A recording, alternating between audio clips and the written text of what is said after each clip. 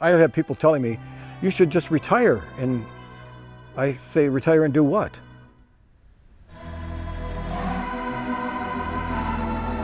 Authority should derive from the consent of the governed, not the threat of force.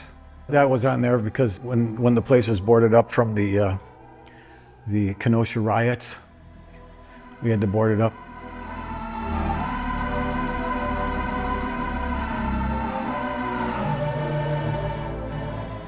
Hi, I'm Jeff Baas. We're standing in the old Kenosha Theatre. It was a 1927 movie palace. It closed in 1963 after showing Love is a Ball with Hope Lang and Glenn Ford. It was commissioned by Carl Laemmle, the founder of Universal Studios, who actually sold clothing in Kenosha for a while. So that's one of the reasons what the Kenosha Theatre was built here, because the founder of Universal Studios loved Kenosha. As a matter of fact, when he was battling the Edison and the Patents Company, when he formed the Independent Motion Pictures, they were calling him the little giant of Kenosha. That's why when he finally made money, he built one of the finest holdings at Universal, which didn't build many theaters, built it here. In 1927, this movie theater opened showing silent movies. But this was the very first theater in Kenosha to show talking pictures, and it premiered the second talking picture ever made, which was Melody of Love. You will wait, won't you, Fred? Certainly I'll wait, Jack. And since it was made by Universal, actually using the same equipment that made The Jazz Singer, and he premiered it at the Kenosha Theatre. So the second talking picture ever made premiered here in this theater. I call it the Buzz Aldrin of movie palaces, or talking pictures. Before television, this is where entertainment happened. During the war, this is where people came to find out what was happening with their boys overseas. Newsreels were a big thing back then. When it opened, September 1st, 1927, 9,000 people came that day, all throughout the day. I've got a photo of people lined up around the block, and that's how these movie palaces were in their heyday. They were the place to go. People used to dress up to go to the theater. There are only three types of buildings that bring people together, and those are stadiums, churches, and theaters. That's where you put people per square foot, butts in the seats kind of a thing. And movie palaces, more than any of them, are where we celebrate human imagination. Here you can take a look. This was called an atmospheric ceiling, and you can see all those little light fixtures there. And it was designed to make it look like you were looking into a Spanish sky. The newspapers at the time said they consulted the University of Wisconsin-Madison astronomy department and positioned all these lights to be astronomically correct. I think there's something powerful about all these people in one room experiencing human imagination. It's not like in a church you're experiencing faith, in a sports facility you're experiencing human endurance, etc. But here we celebrate imagination. So when you look at a lot of these movie palaces, they aren't just movie palaces. They were really built for vaudeville. This was a vaudeville house. When you look at that stage, that was the stage where Chico Marx, Boris Karloff, Bela Lugosi, the Three Stooges, Lawrence Welk, Frank Sinatra with the Tommy Dorsey Orchestra. All the big bands came here. This theater had 12 dressing rooms and a chorus dressing room underneath the stage, and it had an orchestra pit. It was meant for live theater. These theaters were what the stadium bands are today. These theaters are what house those kind of acts.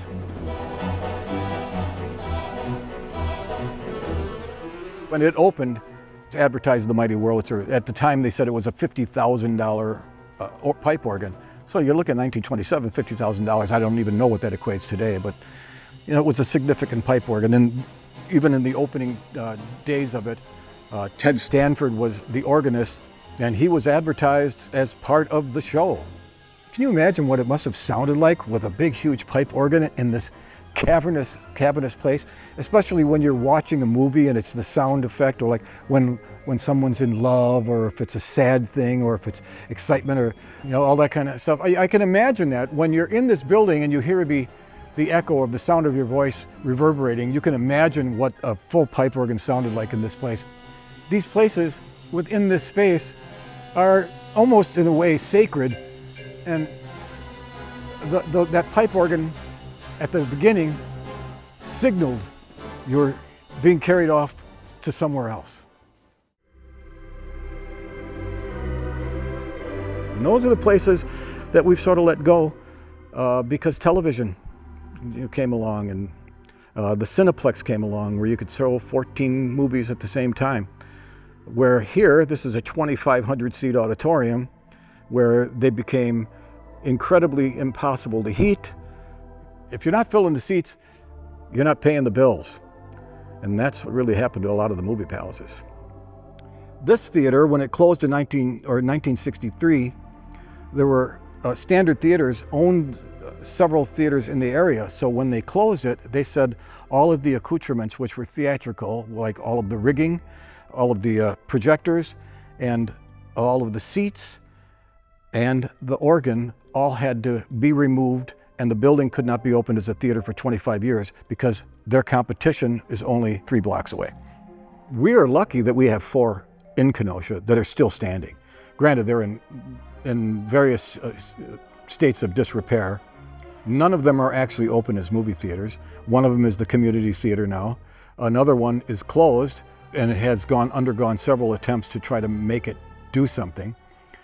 We have never really been open since 1963 as a theater. In 1980, I opened up a recording studio in the Orpheum Theater in the office space. It came up for sale, and I told my brother, it was for sale for $40,000, and I could sell my house and move into that place or something. And he said, "Oh no, but I hear that the theater down the street is for sale too." And I didn't even know that this theater existed. I had my business down there for a couple of years. I didn't even know this theater was right here. I was only a block and a half away. And we came in, and it was pitch black in here, but you could hear dripping because there was a leak in the top of the roof. It was like raining in here. And somebody opened up the side door, which lit it up, and we saw this incredible building. And right from that point on, it said, somebody has got to do something to save this place. There's no denying the grandeur, even in its present state. It's like going into the Titanic, I guess. Once we found the theater, and we had a nonprofit organization, and we were looking to possibly get this thing actually going again. That was before Chrysler closed, and then the city tanked again, and the hope of restoration, with the help of the city, pretty much waned. But we realized that the apartment building could at least create a rental income stream, so you would have something to at least maintain the building's integrity. And over the years, more than restoring the interior, our mission was to keep the structure sound. What we did is we replaced water. There's copper pipe from the street to every faucet. We replaced all the electrical. What we've done is to try to just preserve the building and its main structure and its main integrity. Granted, you can look around and you can see that the 50 years without any heat and before a leaking roof has done its share of damage. You can still see the stains from when the roof leaked before we put the new roof on.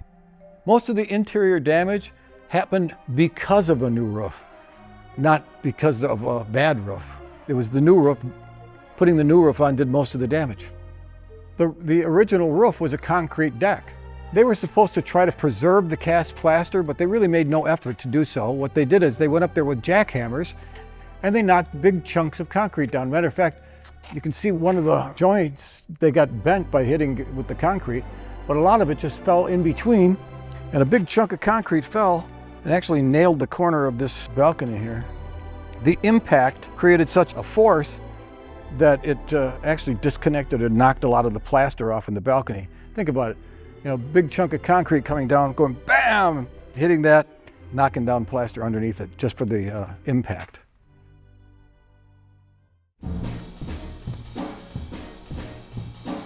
They built this place how they built theaters in 1927 with cast plaster, the way they built Hollywood sets back then.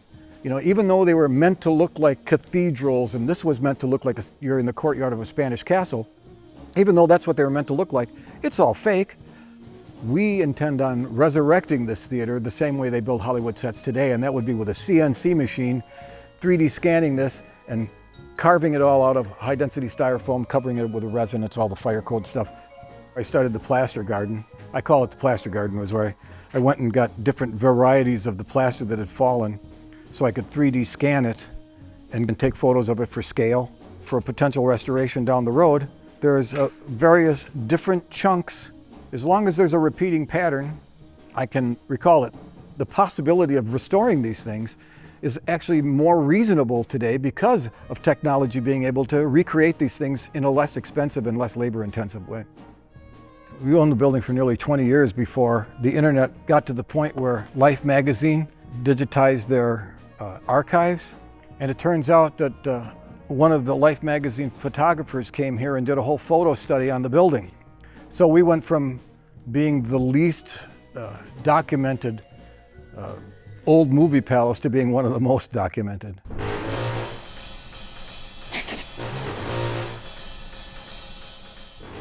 I'm not so worried about the interior restoration as far as, when people look at it, all they see is the facade of the fake cast plaster. But what they don't see is the bones. What they don't see is that this place is built like the Brooklyn Bridge. Okay, this is the stair going up to the balcony. From the mezzanine going up to the balcony, these stairs are definitely, they are iron. And if you look here, you can really see the beams that are holding this place together. Super reinforced concrete. I had a structural engineer go through this with me, and he said, if we're ever given notice that a nuclear weapon is on its way, I'm coming here, because it's going to be one of the buildings still left standing. Because when you have a 900-seat balcony, you can imagine the weight, so it has to be built to withstand all that. And these size beams are every 8 feet, not even 8 feet really. When you look, it looks like every 6 feet. This is marine grade concrete, all reinforced on top of major beams.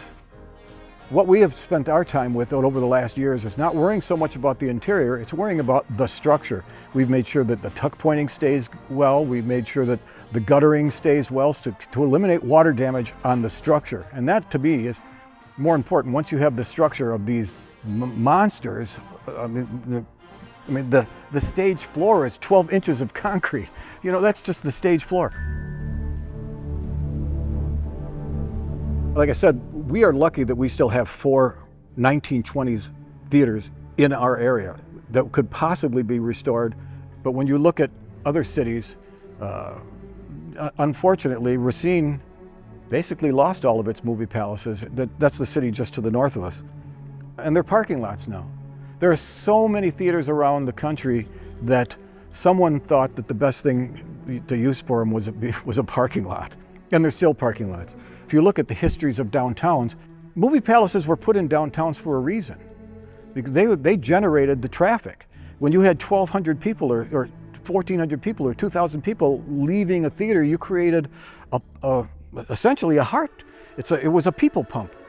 When they started closing, downtown started to die. And there was a whole other reason why downtown started to die, but when you got rid of the people pumps, that's when downtowns really started to die. What I want to do with this theater is basically repurpose it, but it's still going to be for entertainment. What I'm going to try to do in my lifetime with the money that's available, because grants for these kinds of things have dried up, is to realize the financial situation that you find yourself in. You swim in the ocean, you find yourself. To restore this theater eventually, I have a plan for 4 phases. The first phase is using the lobby and the foyer. What you're seeing here in this part is where the new doors are going to be, and then we've got new windows. But if you look, we had to redo the ceiling. I painted that wall to look like brick, and we're going to just turn this room into a listening room. Obviously, I have some acoustics to deal with, but I'm going to turn this into a listening room, and then that inner foyer into a bar. And this will be the first phase of it generating money to further its restoration. It's got stairs that go up, 2 stairs that go up to the mezzanine. But here you get a sense of the grand staircases. There's 2 of these. Once the railings are all restored, it'll just be a nice entrance up into this grand space. And this is going to be phase 2. So we're just going to add this section on to use this for meetings, that kind of stuff. When you think about it, it was a 2,500 seat auditorium and there were 5 women's stalls. That would not work today. Ray Shepardson, a man who I worked with, who worked on the restoration of over 40 theaters, always told me that you need to have modern restrooms, and a lot of them, because women make most of the social calendar decisions for a couple. And if they have to wait, they're not coming back. Underneath the stairwell, we're going to put 2 handicap bathrooms. So we'll meet our ADA with this here. And then the storefront that's part of the front of the building is going to become 2 commercial restrooms. Phase 3 is to create a space underneath this balcony. The reason I can do that is because I can contain the heat in a 17-foot ceiling. I think at the highest part we're at 21 feet. Once I put a wall at the edge of the balcony, I have a contained space that can still seat 250 people. And you can bring in smaller acts. You can create a bar out into the foyer, and you can create a going concern. And then while all that is going on behind this wall, you can still continue to do the restoration. And once that larger restoration is done, you take out that wall and you have yourself a full movie palace again. Now, it might take time. It would be an evolutionary kind of a thing, but it would pay for itself. You don't have to ask for money. You don't have to beg for money. The people operating it, the not-for-profit operating it, isn't beholden to to anyone. It's beholden to the imagination of what the building can do. I would love this stage to be, again, a working stage that can show musicals, traveling theater, live performances, for rock bands.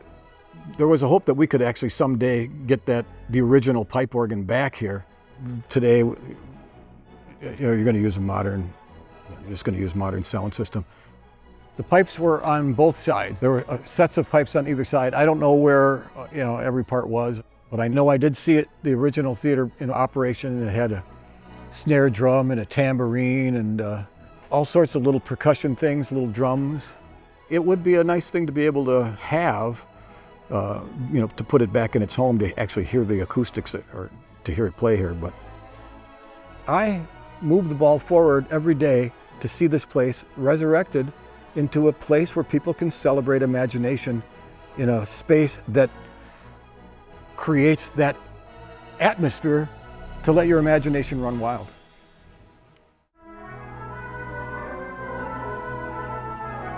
When you look at buildings like this and you look at what they do and what they stand for, I think they deserve their chance to survive. If your city has one of these things, you should take every opportunity to try to save them because of what they can be. They were built in the place where they're at for a good reason. There was a financial reason for them being there, and that financial reason is what helped sustain the downtowns. I think that they could become those anchors again. Every time you see one of these restored, restaurants spring up. There's financial opportunity. You're not going to get a mall to come back and build into your downtown. You're going to need a people pump.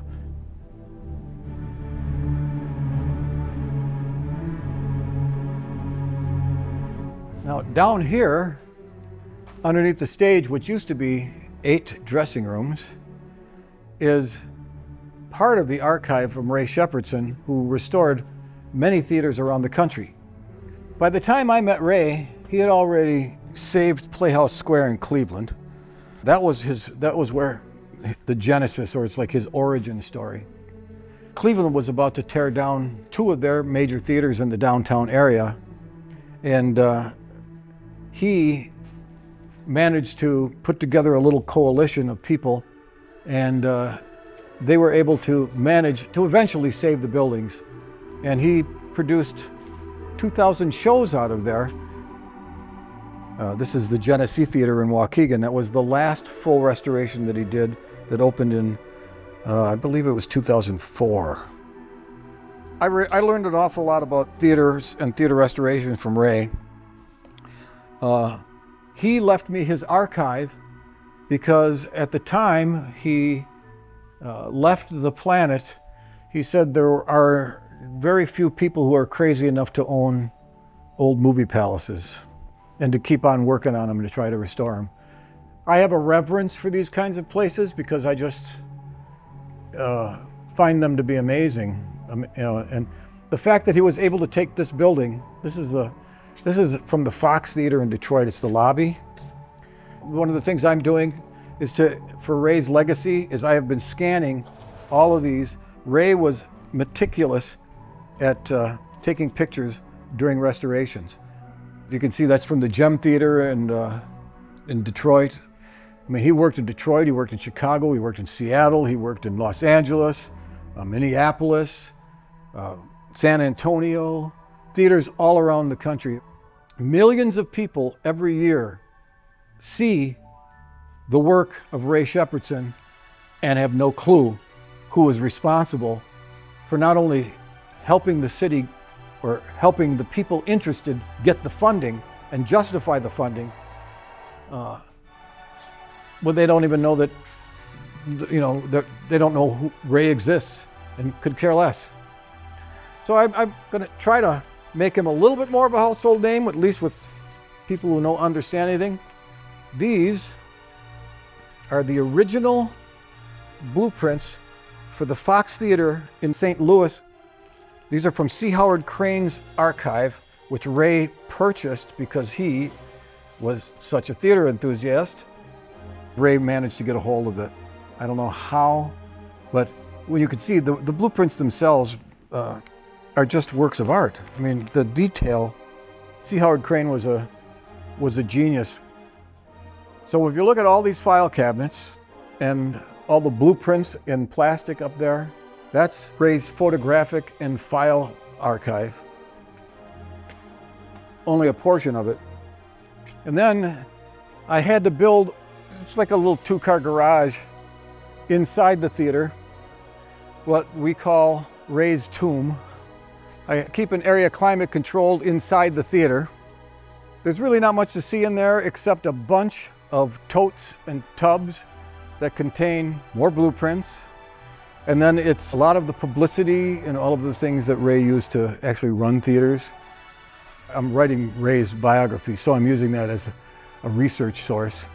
Inside there is the history of theater restoration in this country since the 70s.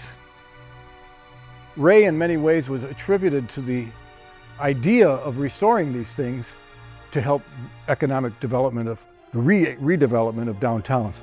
Matter of fact, in 2013, Case Western Reserve University gave him an honorary doctorate, not for theater restoration, but for what he did for economic development.